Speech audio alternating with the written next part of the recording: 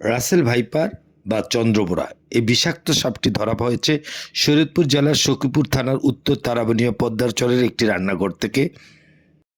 চন্দ্রবোরা বা উলুবোরা সাপটি একটি অন্যতম বিষধর সাপ।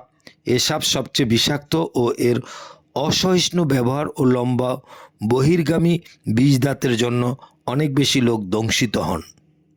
বিষক্রিয়ায় রক্ত জমাট বন্ধ হয়ে যায়, ফলে অত্যধিক রক্তক্ষরণে অনেক দীর্ঘ যন্ত্রণার পর মৃত্যু হয়।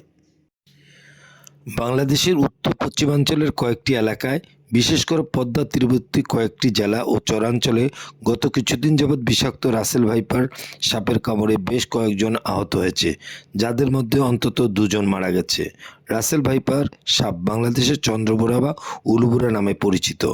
বাংলাদেশের যেসব সাপ দেখা যায় সেগুলোর মধ্যে এটি সবচেয়ে বিষাক্ত। এ সাপের কামড়ে শরীরের দংশিত অংশে বিষ ছড়িয়ে অঙ্গহানি, ক্রমাগত রক্তপাত, রক্ত জমাট বাঁধা, স্নায়ু বৈকল্য, চোখ ভারী হয়ে যাওয়া, পক্ষাঘাত, কিডনি ক্ষতিসহ বিভিন্ন রকম শারীরিক উপসর্গ দেখা যেতে পারে। সাপের কামড়ে শরীরের দংশিত অংশে বিষ ছড়িয়ে অঙ্গহানি, ক্রমাগত রক্তপাত, রক্ত জমাট বাঁধা, স্নায়ু বৈকল্য, চোখ ভারী হয়ে যাওয়া, পক্ষাঘাত, কিডনি ক্ষতিসহ বিভিন্ন রকম শারীরিক উপসর্গ দেখা যেতে পারে।